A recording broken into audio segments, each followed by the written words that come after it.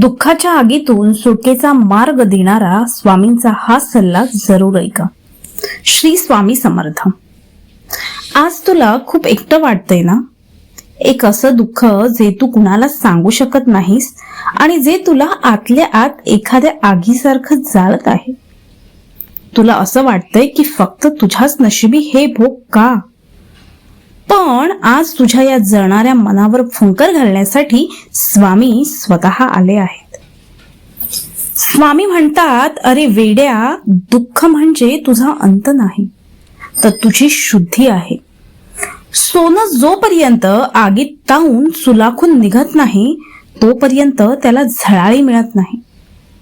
तुझ्या आयुष्यात आलेले हे संकट तुला जाण्यासाठी नाही, तर तुझ्या आतल्या कमकुवतपणाला भस्म करण्यासाठी आलंय.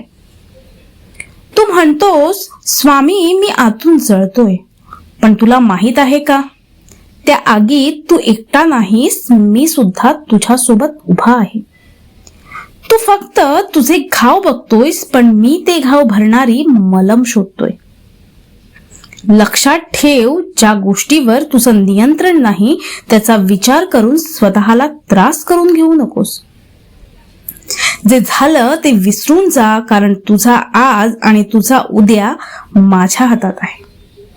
दुःखाला कुरवाळत बसण्यापेक्षा ते माझ्या चरणी अर्पण कर. एकदा का तू तुझं ओझं माझ्यावर टाकलंस की तू फुलासारखा हलका होशील. दुःखाच्या या काळोखानंतर सुखाचा सूर्योदय नक्की होणार आहे. स्वतःला जाळून घेऊ नकोस, तर स्वामी नामाच्या शीतल छायेत ये. ज्या दिवशी तू पूर्णपणे माझ्यावर विसंबून राहशील त्या दिवशी हे दुःख तुला स्पर्शही करू शकणार नाही, हे लक्षात ठेव. श्री स्वामी समर्थ.